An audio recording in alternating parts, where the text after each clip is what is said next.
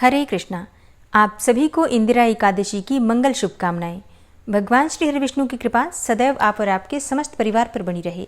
दोस्तों, आज की वीडियो में आप सुनेंगे इंदिरा एकादशी व्रत की कथा।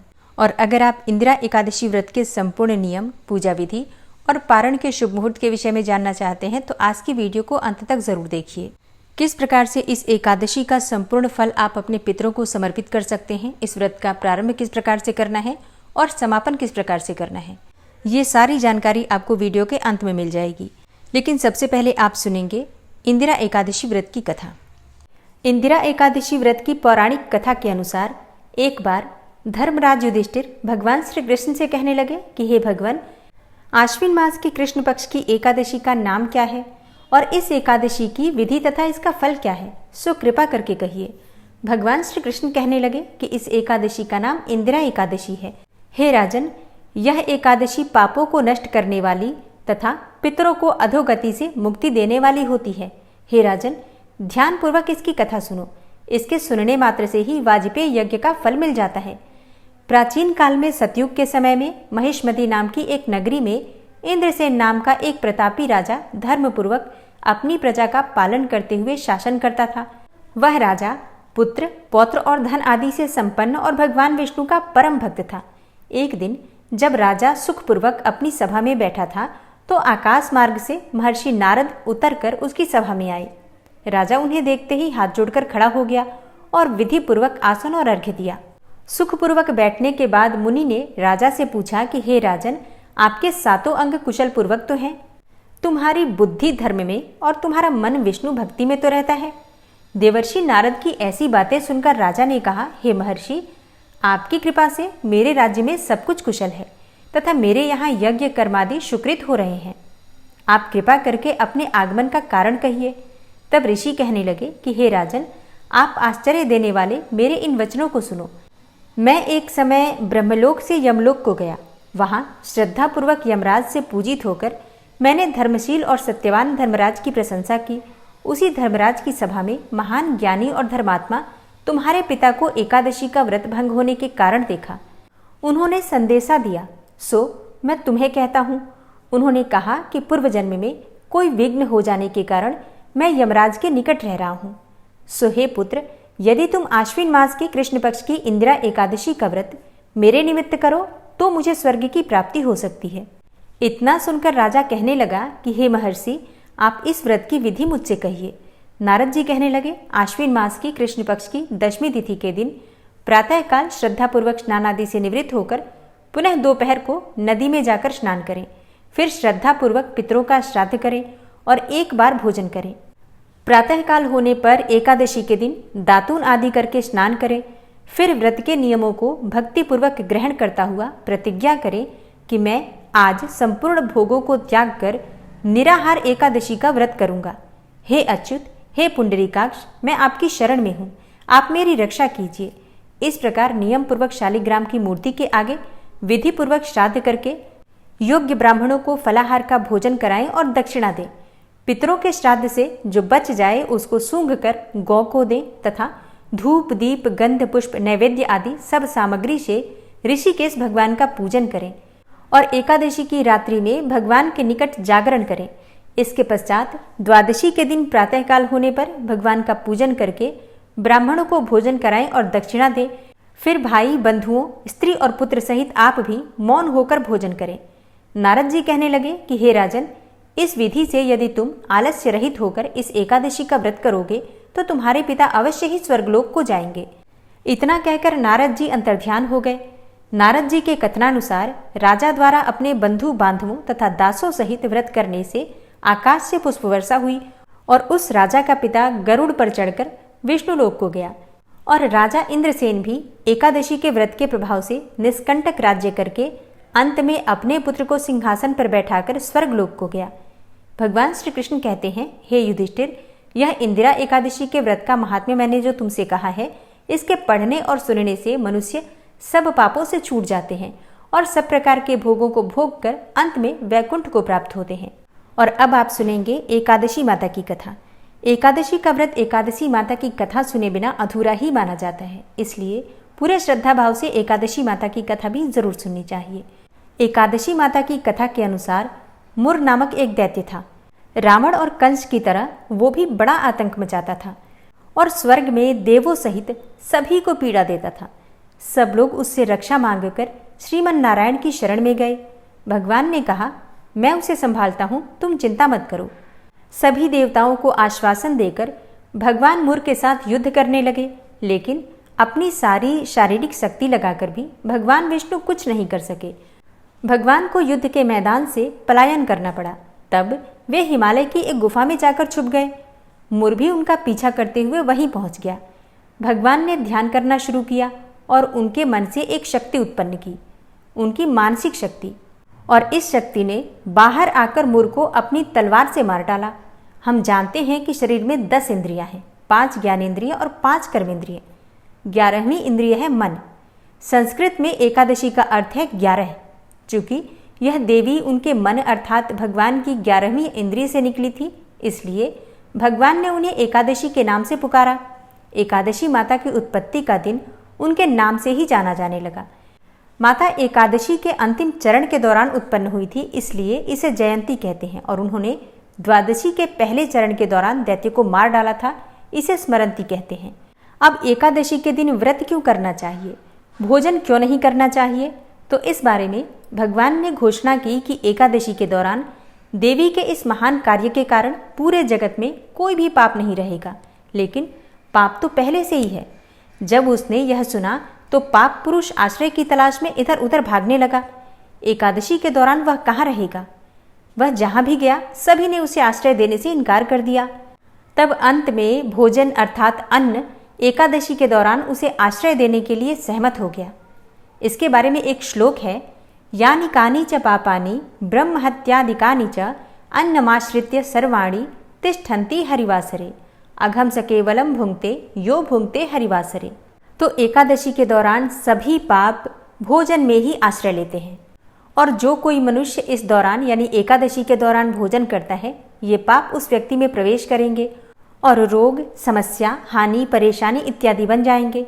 इसलिए एकादशी के दिन व्रत धारण करना चाहिए। भगवान विष्णु ने कहा कि जो भी मनुष्य एकादशी के दिन व्रत धारण करेगा उसके समस्त पाप नष्ट हो जाएंगे और उसे अंत में विष्णुलोक की भी प्राप्ति होगी।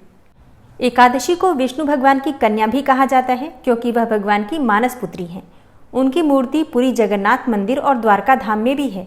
भगवान के धर्म की रक्षा के लिए जितने भी अवतार हैं वे सभी एकादशी के दिन ही हुए हैं, इसलिए यह इतना पवित्र दिन है। एकादशी व्रत का प्रभाव बताते हुए भगवान श्री कृष्ण ने धर्मराज युधिष्ठिर से कहा, गालव मुनि का भद्रशील नाम का एक पुत्र था। भद्रशील ने छोटी उम्र से ही एकादशी व्रत का पालन करना शुरू कर दिया। मुनि ने उन्हें ऐसा करने के लिए कभी नहीं कहा था। एक बार मुनि ने भद्रशील से पूछा कि उन्हें इस व्रत को करने को किसने कहा है। भद्रशील ने कहा कि मैं तो कई जन्मों से एकादशी का व्रत करता आ रहा हूँ। आमतौर पर किसी को भी अपना पिछला जन्म याद नहीं रहता। जब तक आप माँ के गर्भ में होंगे तब तक आपको पिछले जन्मों की याद रहेगी, लेकिन जन्म से ठीक पहले यह स्मृति मिट जाती है। लेकिन भद्रशील को पिछले जन्म की याद उस समय भी थी। यह एकादशी व्रत की शक्ति थी जिसका वे पालन करते थे। वे एक पूर्व जन्म में धर्मकीर्ति नामक राजा थे। धर्मकीर्ति बहुत क्रूर था, उसे कोई पसंद नहीं करता था। ऐसा कोई पाप नहीं था जो उसने नहीं किया हो।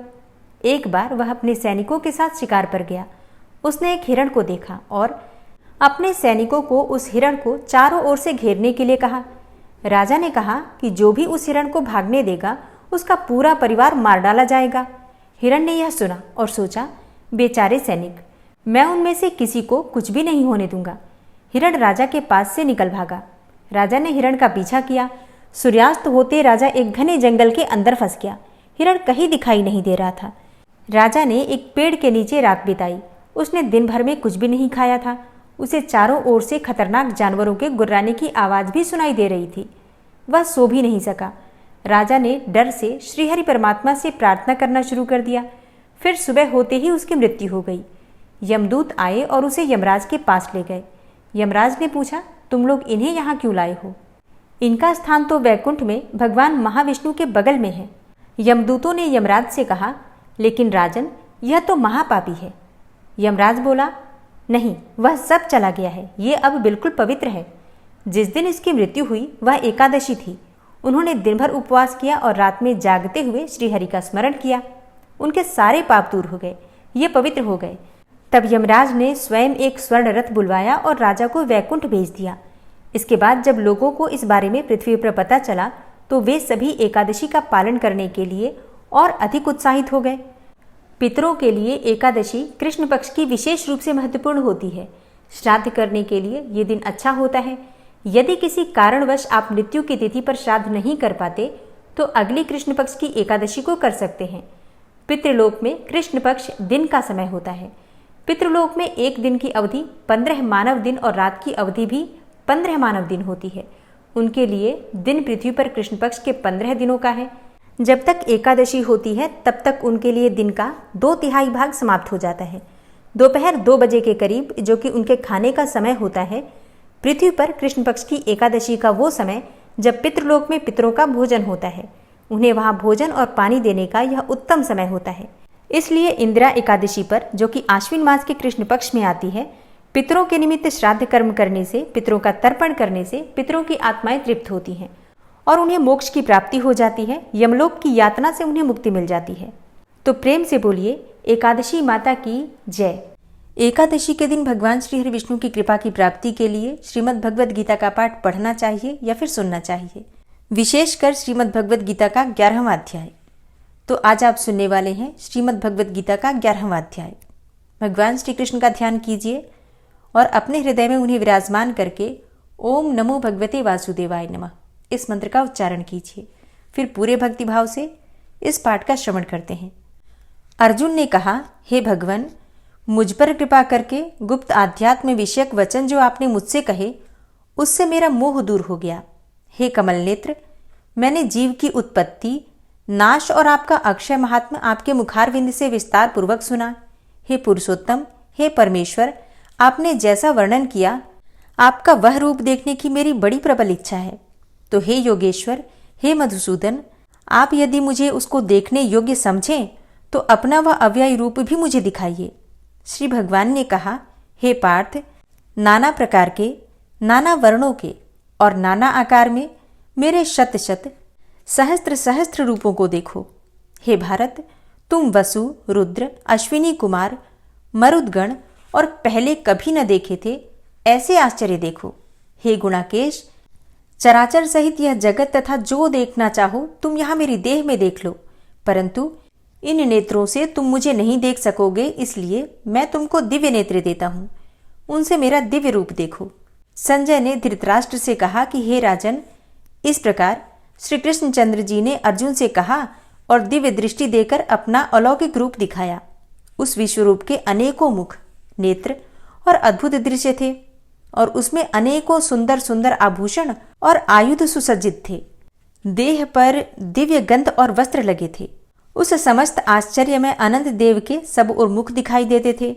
आकाश में यदि हजारों सूर्यों की प्रभा एक साथ हो तो उस महात्मा की प्रभा की समता न कर सके। उस समय अर्जुन ने देवाधिदेव के शरीर में अनेकों प्रकार से विकल समस्त जगत को एकत्रित देखा। अर्जुन आश्चर्यचकित हो गया, शरीर रोमांचित हो गया।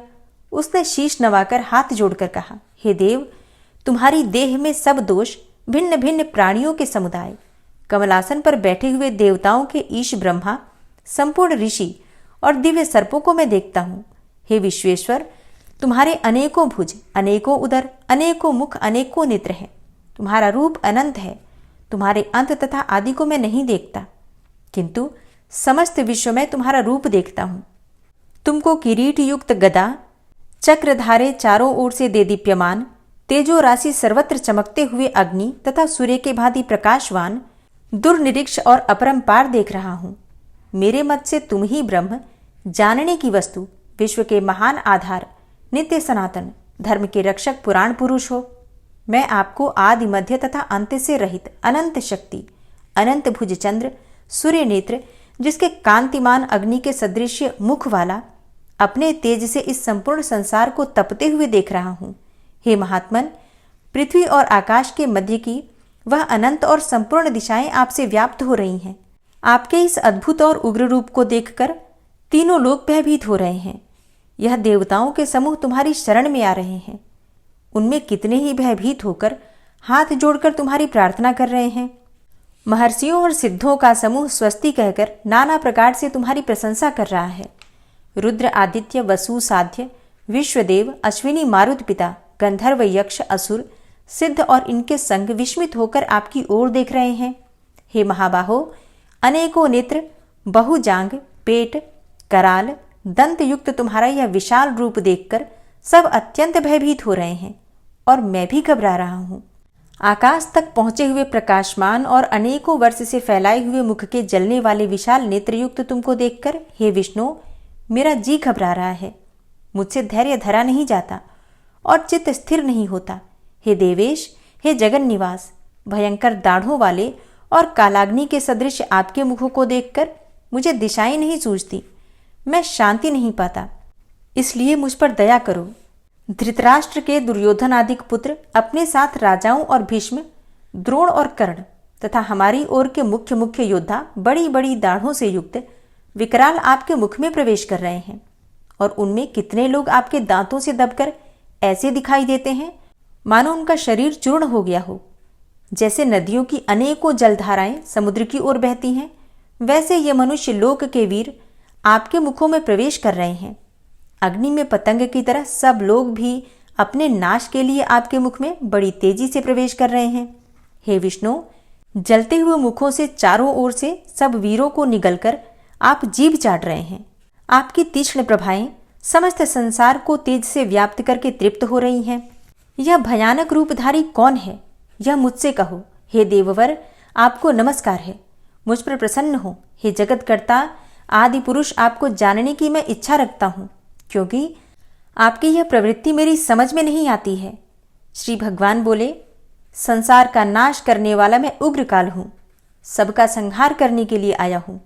तुम्हारे युद्ध न करने पर भी ये वीर जीवित न रह सकेंगे, अतएव तुम उठो, शत्रुओं का संहार कर यश को लेकर इस समृद्धशाली राज्य का भोग करो। हे सव्यसाचीन, उनको मैंने पहले ही मार रखा है, तुम केवल निमित्त मात्र हो जाओ। मेरे मारे हुए द्रोण, भीष्म, जयद्रथ, कर्ण और अन्य योद्धाओं को मारो, घबराओ मत, युद्ध करो, तुम संग्राम में शत्रुओं को जीतोगे। संजय ने कहा। इस प्रकार श्री कृष्ण जी के वचन सुनकर मुकुटधारी अर्जुन हाथ जोड़ कंपित और भयभीत हुए साष्टांग प्रणाम कर नम्रतापूर्वक बोले, हे ऋषिकेश, आपके गुणगान करने से सब संसार प्रसन्न और प्रेममग्न हो रहा है। राक्षस डरकर दिशाओं की ओर भाग रहे हैं और सिद्ध आपको नमस्कार करते हैं, सो ठीक ही है। हे महात्मन, हे अनंत, हे देवाधिदेव, हे जगन्निवास, आप ब्रह्म से भी श्रेष्ठ हो, आपको देवता क्यों न नमस्कार करें। व्यक्त और अव्यक्त आप हो तथा इन दोनों से परे अक्षर भी आप हो।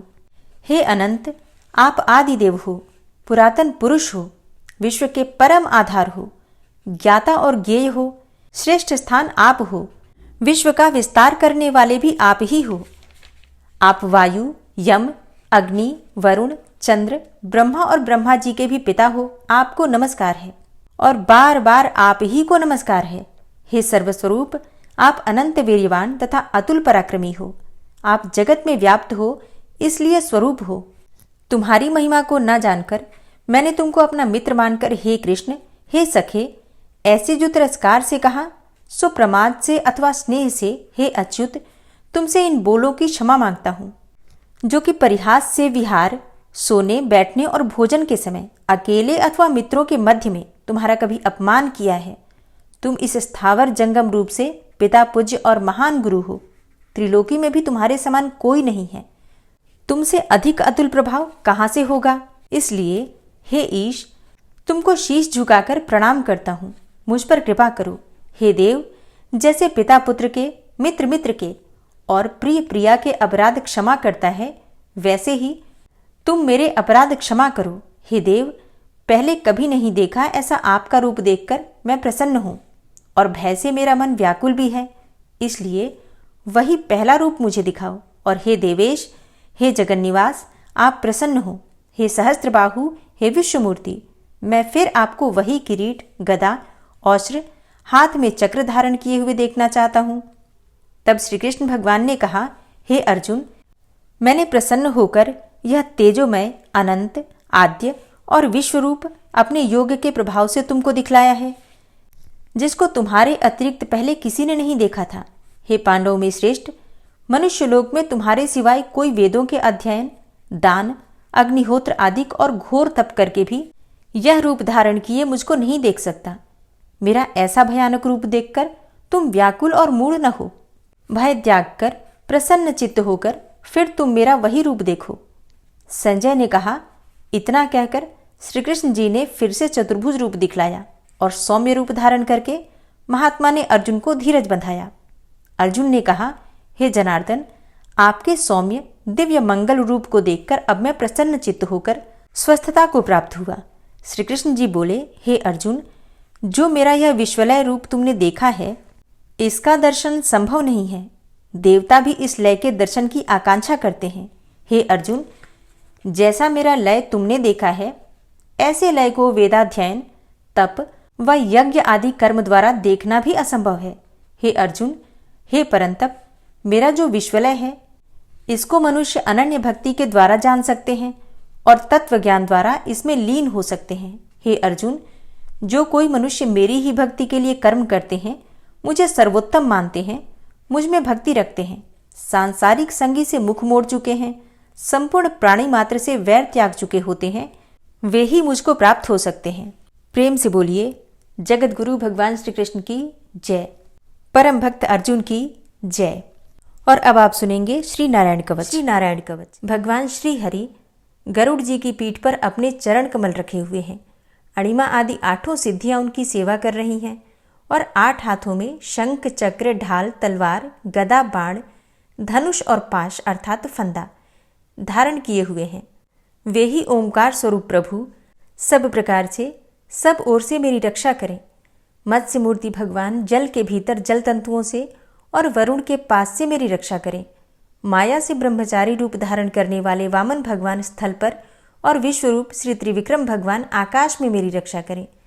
जिनके घोर अट्टहास करने पर सब दिशाएं गूंज उठी थी और दैत्य पत्नियों के गर्भ गिर गए थे, वे दैत्य युद्धपतियों के शत्रु भगवान नृसिंह किले, जंगल, रणभूमि आदि विकट स्थानों में मेरी रक्षा करें।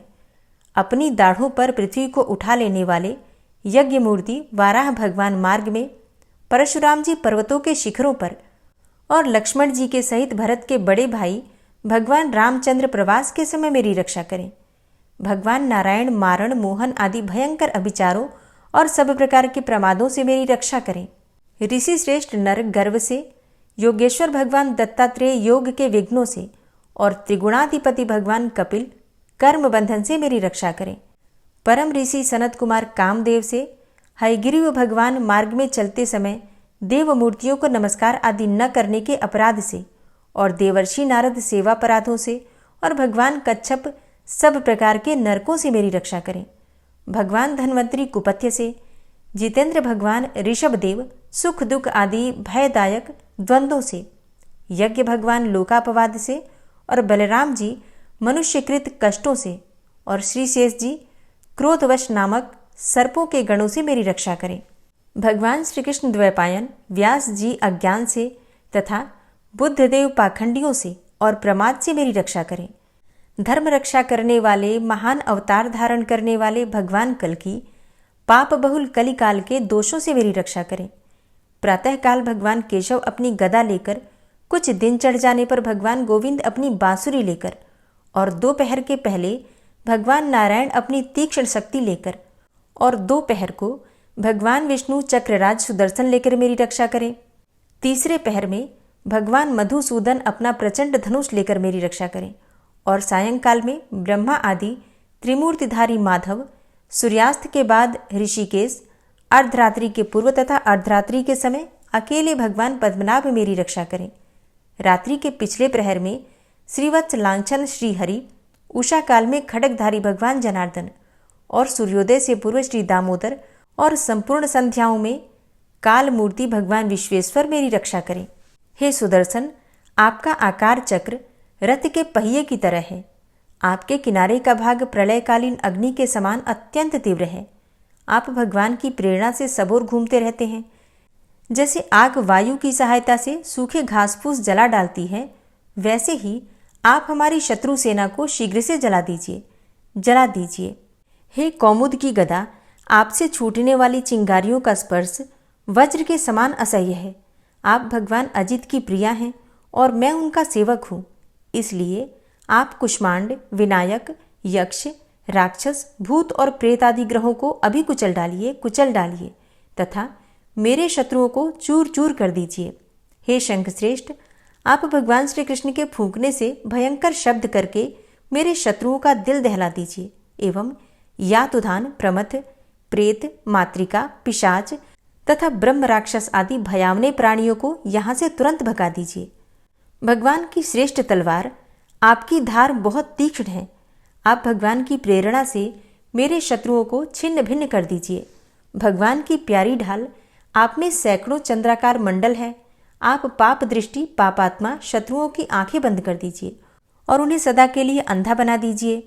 सूर्य आदि ग्रह, धूमकेतु, पुच्छल तारे आदि केतु, दुष्ट मनुष्य, सर्प आदि रेंगने वाले जंतु, दाढ़ों वाले हिंसक पशु, भूत प्रेत आदि तथा पापी प्राणियों से हमें जो भय हो और जो हमारे मंगल के विरोधी हों, वे सभी भगवान के नाम, रूप तथा आयुधों का कीर्तन करने से तत्काल नष्ट हो जाएं।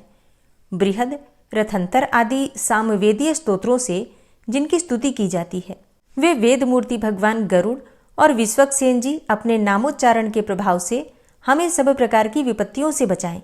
श्रीहरि के नाम, रूप, वाहन, आयुध तथा श्रेष्ठ पार्षद हमारी बुद्धि, इंद्रिय, मन और प्राणों को सब प्रकार की आपत्तियों से बचाएं।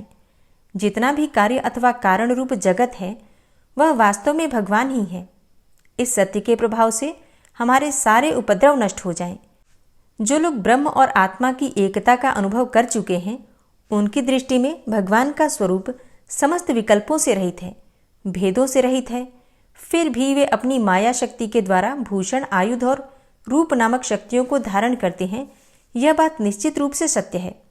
इस कारण सर्वज्ञ, सर्वव्यापक भगवान श्रीहरि सदा सर्वत्र सब स्वरूपों से हमारी रक्षा करें। जो अपने भयंकर अट्टहास से सब लोगों के भय को भगा देते हैं और अपने तेज से सबका तेज ग्रस लेते हैं, वे भगवान नृसिंह दिशा विदिशा में नीचे ऊपर बाहर भीतर सब ओर से हमारी रक्षा करें। हे देवराज इंद्र, मैंने तुम्हें यह नारायण कवच सुना दिया है। इस कवच से तुम अपने को सुरक्षित कर लो, बस फिर तुम अनायास ही सब दैत्य युद्धपतियों को जीत कर लोगे। इस नारायण कवच को धारण करने वाला पुरुष जिसको भी अपने नेत्रों से देख लेता है अथवा पैर से छू देता है, तत्काल समस्त भयों से वो मुक्त हो जाता है। जो इस वैष्णवी विद्या को धारण कर लेता है, उसे राजा, डाकू, प्रेत, पिशाच आदि और बाघ आदि हिंसक जीवों से कभी किसी प्रकार का भय नहीं होता। हे देवराज, प्राचीन काल की बात है, एक कौशिक गोत्री ब्राह्मण ने इस विद्या को धारण करके योग धारणा से अपना शरीर मरुभूमि में त्याग दिया। अब जहां उस ब्राह्मण का शरीर पड़ा था, उसके ऊपर से एक दिन गंधर्वराज चित्ररथ अपनी स्त्रियों के साथ विमान पर बैठकर निकले। वहां आते ही वे नीचे की ओर सिर किए विमान सहित आकाश से पृथ्वी पर गिर पड़े। इस घटना से उनके आश्चर्य की सीमा न रही।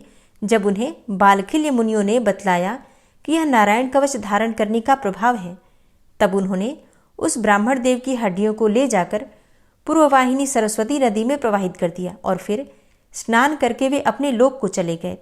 श्री सुखदेव जी कहते हैं, हे परीक्षित, जो पुरुष इस नारायण कवच को समय पर सुनता है और जो आदरपूर्वक इसे धारण करता है, उसके सामने सभी प्राणी आदर से झुक जाते हैं और वह सब प्रकार के भयों से मुक्त हो जाता है। हे परीक्षित, शतक्रतु इंद्र ने आचार्य विश्वरूप जी से यह वैष्णवी विद्या प्राप्त करके रणभूमि में असुरों को जीत लिया और वे त्रैलोक्य लक्ष्मी का उपभोग करने लगे। श्री नारायण कवच संपूर्ण हुआ। 28 सितंबर 2024 को एकादशी का व्रत रखा जाएगा। एकादशी तिथि का प्रारंभ हो रहा है 27 सितंबर 2024 को, यानी कि शुक्रवार के दिन दोपहर में 1:20 पर, और एकादशी तिथि समाप्त हो रही है 28 सितंबर को दोपहर में 2:49 पर। तो सूर्योदय कालीन तिथि के अनुसार 28 सितंबर 2024 को एकादशी का व्रत हम धारण कर रहे हैं और एकादशी व्रत का पारण द्वादशी तिथि में किया जाता है।